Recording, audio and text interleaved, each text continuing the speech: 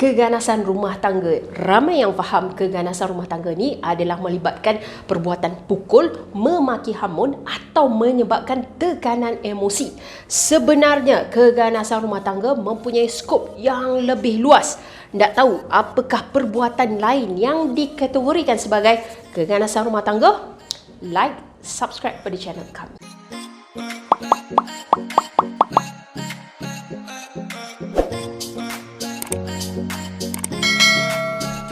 Assalamualaikum dan selamat sejahtera semua. Kita digemparkan berkenaan dengan berita tentang pasangan suami isteri yang merupakan influencer kepada pengasas jenama pakaian di Malaysia.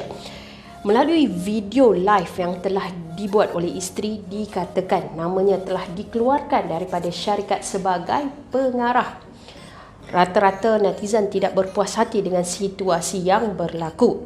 Daripada perspektif undang-undang, apakah tindakan ini dikategorikan sebagai penganiayaan di dalam satu perkahwinan? Jika kita rujuk kepada Akta Keganasan Rumah Tangga 1994, Seksyen 2 ada memperuntukkan berkenaan dengan tafsiran keganasan rumah tangga. Ada 10 jenis perbuatan yang dikatakan merupakan keganasan rumah tangga. Jadi, kita nak tahu satu demi satu, dan antaranya adalah perbuatan menganiaya mangsa yang menyebabkan kemusnahan, kerugian kewangan atau harta benda sehingga menyebabkan mangsa bersedih atau mengalami kemurungan. Skop keganasan rumah tangga adalah lebih luas berbanding apa yang kita faham. Biasanya kita faham keganasan rumah tangga adalah berbentuk pukulan, kata-kata makian ataupun mengurungkan mangsa. Jadi saya nak pergi kepada satu persatu maksud keganasan rumah tangga seperti yang diperuntukkan oleh Seksyen 2 Akta Keganasan Rumah Tangga. Yang pertama, apabila si pelaku meletakkan atau cuba meletakkan mangsa di dalam keadaan takut, cedera secara fizikal. Bermakna di sini belum berlaku pukulan, tetapi dalam bentuk ugutan. Misalnya, cubaan menampar, membaling barangan, walaupun tidak terkena, tetapi ini adalah salah satu percubaan menyebabkan mangsa merasa takut tentang keadaan fizikalnya. Seterusnya, apabila pelaku menyebabkan kecederaan fizikal kepada mangsa.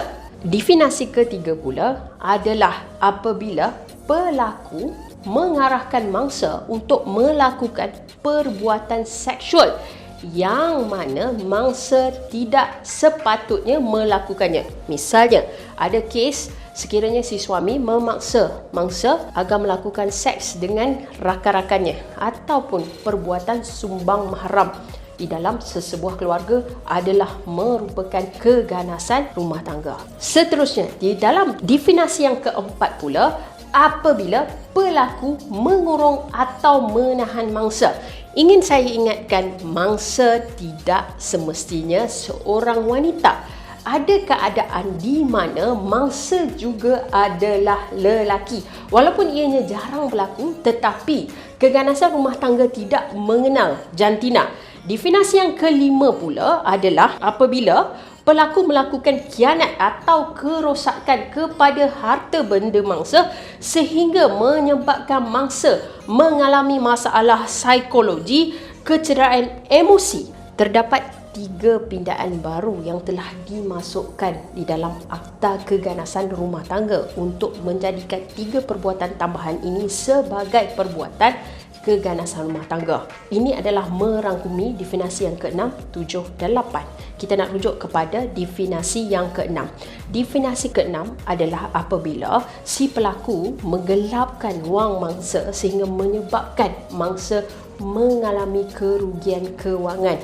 Definisi ke-7 pula adalah apabila pelaku menggugut mangsa untuk menyebabkan mangsa berasa takut akan keselamatan dirinya atau keselamatan hartanya dan takut akan keselamatan pihak ketiga. Ini merujuk tidak semestinya hanya kepada mangsa, juga merangkumi mangsa, anak-anak atau ahli keluarga mangsa yang ada di rumah tersebut sehingga menyebabkan mangsa mengalami kesedihan. Definisi ke-8 pula adalah apabila pelaku berhubung dengan mangsa ataupun pihak ketiga dengan niat untuk memalukan mangsa dengan apa cara sekalipun, termasuklah melalui kaedah elektronik.